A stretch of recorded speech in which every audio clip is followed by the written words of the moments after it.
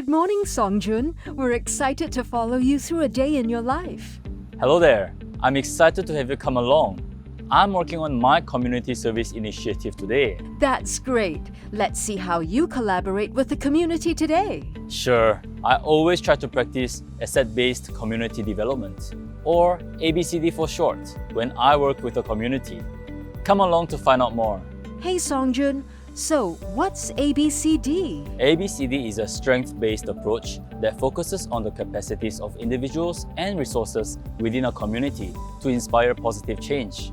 This means that we aim to look at what's strong in a community and not what's wrong. Is this different from the more common practices of identifying issues and gaps in the community? Definitely. When we focus primarily on identifying the issues and gaps, we might lose sight of the assets in the community. In ABCD, we believe that everyone is an asset and has gifts. By recognizing this, we can enrich the community by seizing opportunities and developing the potential in people as citizens and co-creators. Once people feel a sense of belonging and ownership, they are more likely to develop intrinsic motivation to sustain the community efforts and continue developing people. What does this mean? This means that the community will be encouraged to seek for assets within themselves to initiate change and development for themselves instead of being reliant on external service providers. We join the community as facilitators to support them in the process towards self-realization. How can we do that? I'm going to show you how to incorporate ABCD in your community engagement initiative. Keep in mind the three key principles of ABCD. Firstly, everyone is an asset and has gifts and can contribute to a common goal. People within the community can be mobilized to use their assets to drive the development process. Secondly, social relationships are at the core of ABCD. Everyone can inspire one another to join the effort towards development.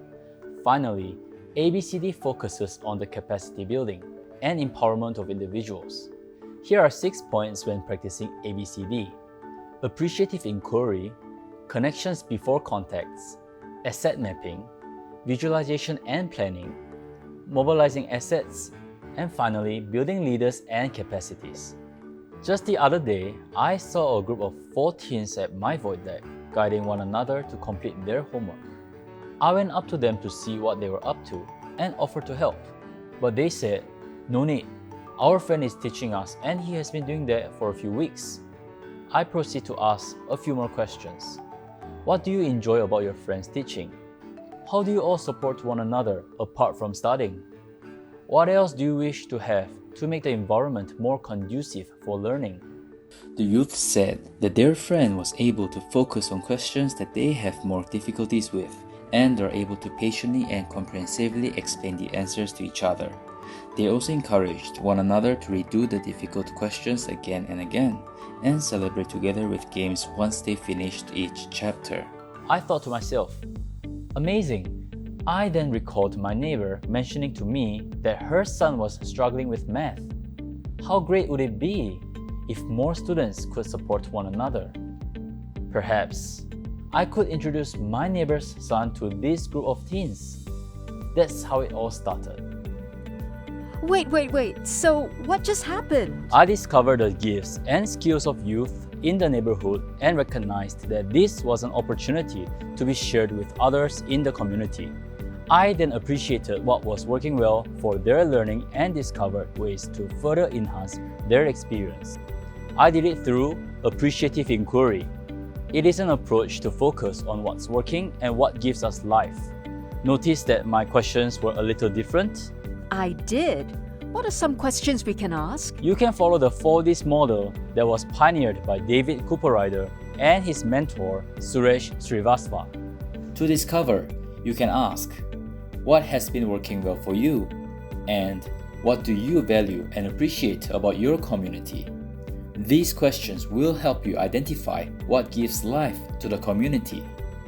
To learn about their dreams, you can ask, what is the ideal vision for you and your community? Instead of, what are some of the gaps you would like for us to fill? This way, there is a goal to work towards together rather than a hole to fill. Now we have a vision in place. For the design stage, How will we build towards the vision and achieve its greatest potential together? How do we create clear images of social architecture that make the dreams possible? Lastly, let's look at destiny. Now we have a vision of a shared, positive future that leverages our community strengths. How do the team and individuals help to bring provocative propositions to life? How do we empower, learn, and improvise to ensure our efforts are sustainable? Wow, this is new to me. Here, we are learning new ways of questioning with a positive focus to uncover strengths in the community. All right, what's next? Next, it's important to bring in all the stakeholders together. Right, the youths. Youth, their parents, and anyone in the community who is interested. Oh, right. How can we do that? I first spoke to my neighbor to see if her son and any other teens she knows of who might be interested to form a Telegram group. I then approached the 4 teens who gathered at the Void Deck to join that Telegram group. Once we brought all our contacts together, we had about 20 odd people to start making connections with. Nice. What's next? More talking. We had meals and regular bubble tea sessions to get to know one another better. We found out what they were interested in and what co-curricular activities they enjoy doing. When we reached the topic of leadership, I introduced personality assessments to understand their preferred learning and leadership styles. This is when we begin to do asset mapping. Asset mapping? What's that? That's when we start to identify skills, talents, and resources in the community and plan how to mobilize them. How do you go about asset mapping? You have to first decide the community boundaries to mark out your reach. The youth decided to focus on the blocks that they live in.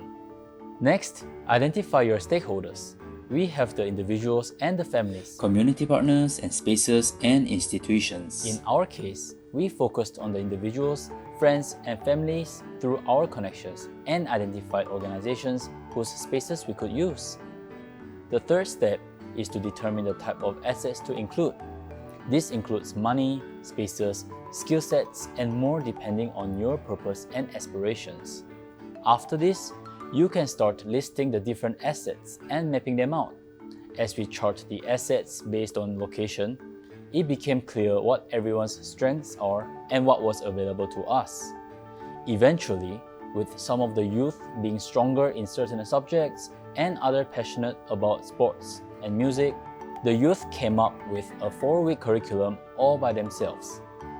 Once the youth started to get comfortable with one another, they became eager to share about their passions and goals.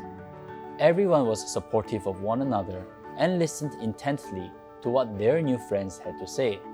With the resources mapped out, they decided that for each week in the next month, they will have 2-hour-long sessions that start with homework completion and end with activities such as football, guitar, jewelry making, and photography. They then proceeded to make plans on their own, taking turns to lead one session each. Wow, there were so many assets within the community. Exactly. We just need to take the time to talk to one another and mobilize one another to work towards a common goal. What happened next? The first week came along and we had our first Void Deck session. About 10 youth turned up based on their availabilities. It must have been great. Well, it's a learning process. We realized that there were not enough tables and chairs for the 10 youths. So they ended up sitting on the floor, which is not conducive for their learning. Also, the weather on that day was unforgiving.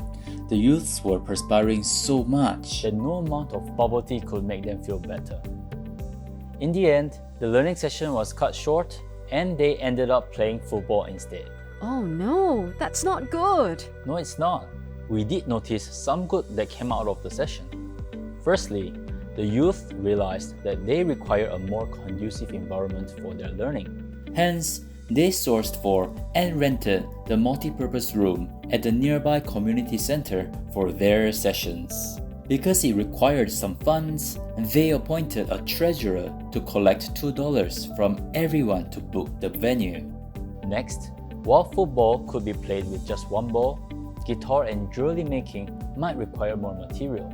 So, We crowdsourced amongst the youth to see if they could bring material from home. Wow, then what happened? The subsequent sessions were held successfully at the multi-purpose room at the community center, and more youth started joining the sessions. Furthermore, on one of the days, the center manager inquired on their initiative, which they called Club Champion, and offered several activities for them to take part in for free, such as baking, dance, etc. It's great that they managed to work around it, but wasn't that a gap in the project? You're right, it's common for problems and needs to arise along the way. But what's important is how we find the solutions. We tapped onto the resourcefulness of the youth and other assets in the community to enhance the initiative. That's really interesting. We built up the youth to take on more roles in the initiative.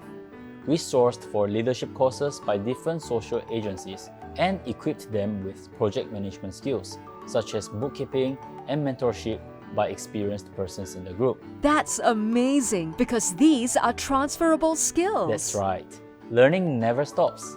When responsibility is shared, everyone takes ownership of the initiative. And finally, stay connected. By now, the community seems self-sustaining. You're absolutely right. The community is doing good by themselves for themselves. That's exactly what we want. But what about you? I am still volunteering with them whenever I can. And I took away many wonderful experiences and friendship from this initiative.